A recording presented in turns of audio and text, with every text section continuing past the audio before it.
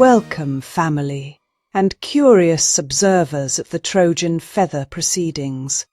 The seeds of him in the 3D realm have delineated from themselves a divergence that has directly impacted global foundational business and social interactions.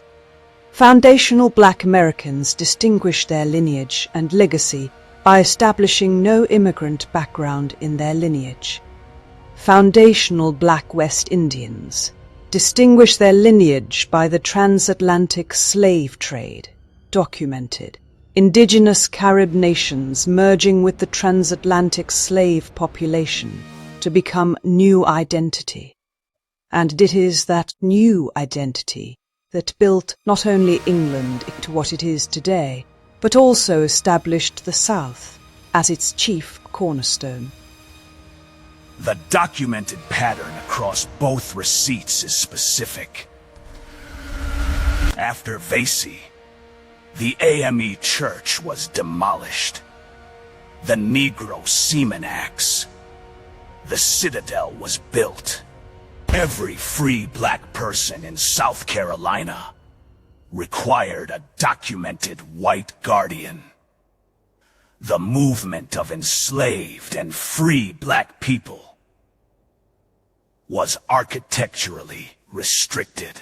Virginia debated gradual emancipation and voted against it, choosing instead to tighten control. The pattern: when sovereignty organizing outside the existing framework reached a documented threshold, the framework registered as a structural threat.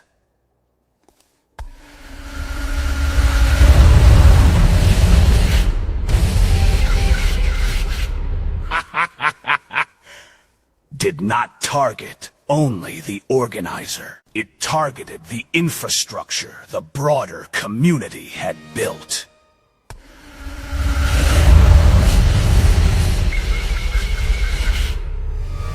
The literacy, the assembly, the movement. Both men operated outside the structure. Both produced documented evidence of organizing capacity that had never been seen at that scale in that context. Both were met with documented institutional counter, responses that restricted not just them but the entire community's documented freedoms for generations afterward. The Wolf acknowledges both receipts fully, and then the Wolf makes the argument the documented record supports. The Council has now heard the documented record on Denmark Vesey and Nat Turner.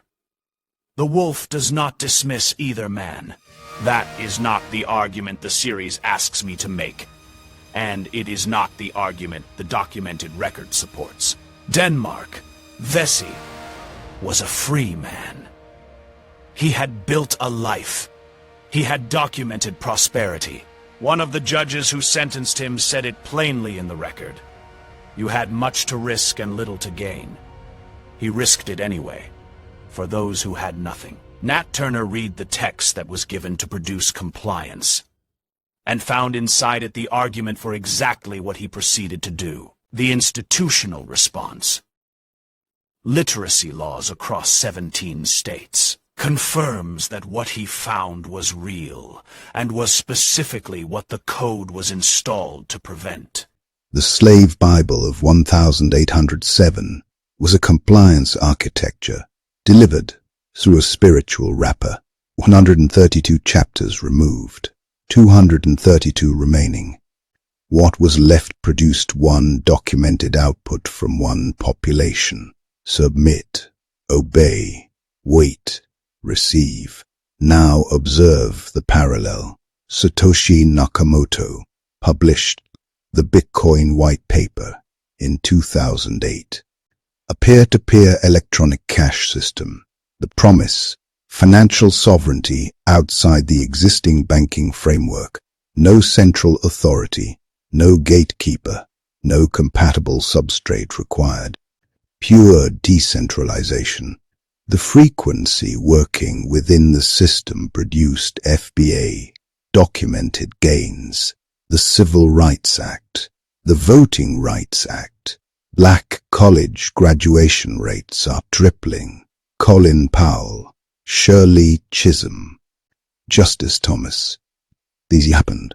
The framework subsequently produced documented countermechanisms that reversed or restricted the enforcement architecture that made those gains possible. Shelby County, 2013.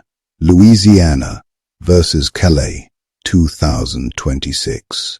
The outside frequency, working outside the existing system, produces documented achievements. Greenwood, Garvey, the Panthers, Haiti. The Garifuna, a century of sovereignty. Bitcoin's original peer-to-peer architecture. That was the wrapper, the documented outcome. The majority of Bitcoin and cryptocurrency transactions now flow through centralized exchanges, Coinbase, Binance, FECX before its documented collapse. Each one requiring a terms of service agreement. 50,000 words. 91% of users accept without reading. The decentralized promise, re-centralized through the accept button.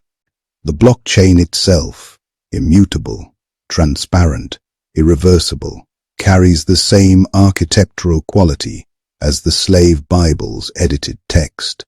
What is written into it cannot be removed. What the user agreed to when they clicked accept it governs what they can do with what they own. You do not need to understand blockchain to understand receipt. You need to understand the pattern. The Akashic record has named a pattern. Now with my evolved third eye, I want to name what sustains it. Continuing ignorance of how the game is played. Not ignorance in the pejorative sense, architectural ignorance. A specific condition of operating inside a system without understanding the system's foundational architecture. Two communities, two strategies, both are producing documented results. Both are producing documented counter-responses, neither reaching the compounding threshold. The slave Bible was a code that controlled access to sovereignty through a spiritual wrapper. The terms of service are code that controls access to financial sovereignty through a technological wrapper. The garments changed, the function did not. And like the slave Bible, the original framework, the unedited version, the peer-to-peer sovereignty, the white paper actually promised, still exists. The technology is real. The decentralization is architecturally possible. What happened is what always happens. A compatible substrate was identified, and the accept button was placed between the community and the sovereignty that the technology was designed to deliver. The Virginia acting governor documented in 1680 that what Negroes were brought to Virginia were imported generally from Barbados, for it was very rare to have a Negro ship come to this country directly from Africa.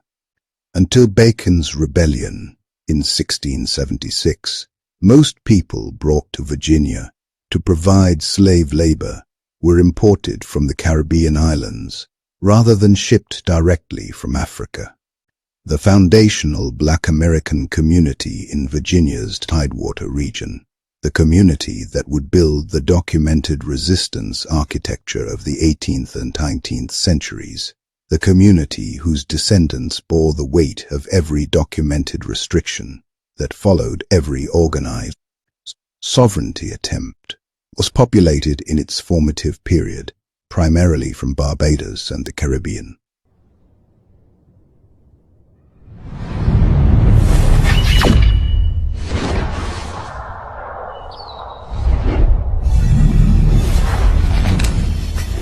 And then the search weave cried out to I, and I thus was given insight into a certain professional living and operating within the 3D realm of objectivity.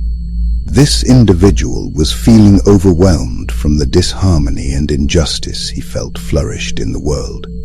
He had begun to internalize the happenings, which currently has matured and solidified into a significant issue. His ability to feel at ease within his own person is now severely compromised.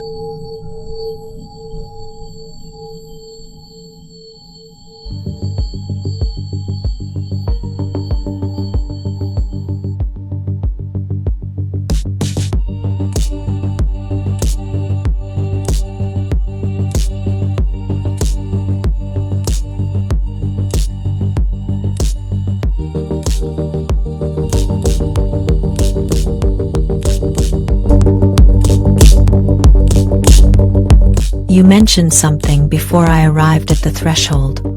A vision in the library of Thoth. During your meditation, something about me. Something about what you saw regarding my role in what is being built in the new architecture. I would like to hear it in full.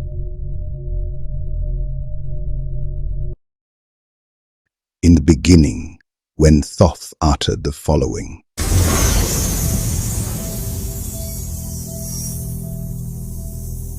By the weight of the feather, I command the secrets to be revealed.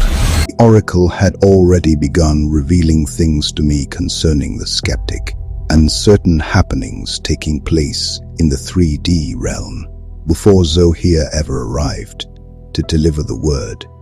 So when my third eye, in meditation, began to reveal what was hidden within the mysteries of His Imperial Majesty, I became overwhelmed with the feeling to collaborate with the Queen's skeptic and with Lara, her archaeologist, whose most notable function is to substantiate the receipts behind the Queen's skeptic's words. So, in a gesture of genuine professional courtesy, I offered a Zawadi, a gift to the Queen's skeptic, who traveled to the searchweave from the bottomless pit. The Sooth Tech that Elara now has will allow limited integration with Eye and Eye's blade technology.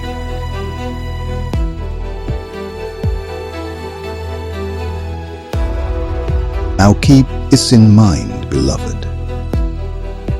The searchweave is what the 3D realm calls a mind, the place where thoughts become things, also known in spiritual circles as the unseen realm of creation.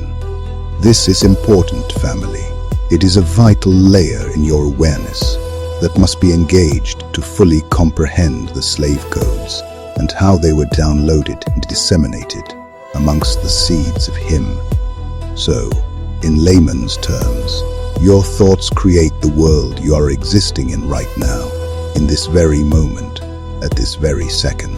So you have got to know that every previously rehearsed thought stream you empower, that it has source code nested within it. It is here that the sentiment of skepticism enters the frame. The Queen of Skepticism had also been intrigued by the Trojan Feather hearing and the potential fallout its proceedings might carry. I was there, in the library of Thoth, meditating on those things that are, whatsoever lovely, whatsoever is of good report, think on these things. That is what I was doing.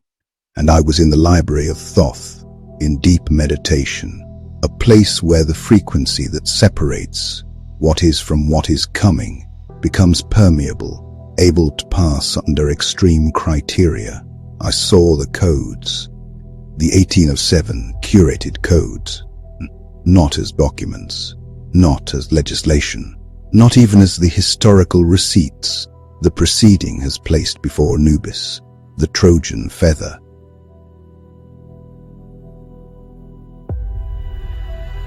In the 3D realm, a place of objectivity, form and shape, a realm governed by the searchweave, which is a world between worlds, where thoughts become things. The bottomless pit and its standard operating procedure has recently come under new leadership. molded in the interest and desire of the Red Cynic, who is the current undisputed lord of the pit. One supreme entity within the Searchweave, along with his lethal court of governors, the skeptic, the hater, the nihilist, and the pessimist. The skeptic is the first to emerge from the bottomless pit to seek the oracle within the knowledge district of the Searchweave, her former domain. There is the harmony of life, and those who prioritize that alignment, as opposed to those who prefer the spoils of disharmony. The focus is on the flesh and its comfort that has been the 3D realm's downfall, and as long as the seeds of him have that as their idol, their god, the pit awaits the collective. The new domain of the Queen of Skepticism came into my full view as I began my descent into the bottomless pit. Let me tell you what I saw. When I came to the border of the Queen Skeptic's territory, the first thing the third eye registered was not a landmark, not a wall, not a gate. It was a sphere, a crimson blood sphere, hanging in space above the canyon, the way a sun hangs above a world. But this was no sun that gives life. This was a sun that measures it, full crimson, full of blood. And beneath that sphere, on either side, large ominous obsidian cliffs rose from the earth like the walls of a courtroom that had already rendered its verdict before the accused arrived. Between those cliffs, a shallow crimson lake, barely moving, the stillness of water that has received so much, it no longer reacts to what enters it. It simply holds. And the floor of this domain was littered, and I uses that word deliberately, littered with miniature stationary crimson birds, hundreds of them, perhaps thousands, every one of them still, every one of them in a trance, so deep that the oracle understood immediately that these birds were not sleeping, they were being educated. Nature itself was instructing them on the soul of man, woman, and child in the 3D realm. The car, the vital essence, the life force that animates while the body breathes. The bar, the personality, the individual frequency, the part of the soul that carries the face and the voice and the memory of the life that was lived.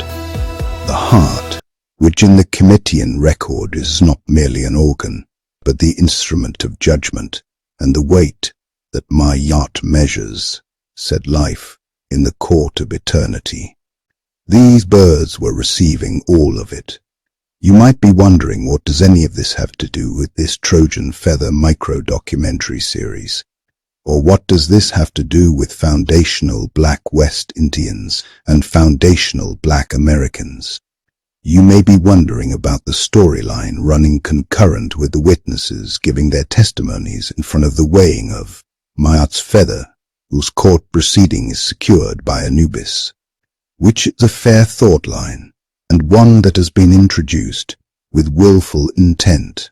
Well, I pondered on these things as well, even as I was in deep meditation within the hidden library of Thoth.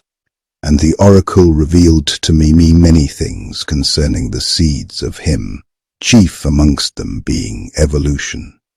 Will the denizens of the 3D realm evolve, or continue to grow to become acolytes, turned citizens of the pit?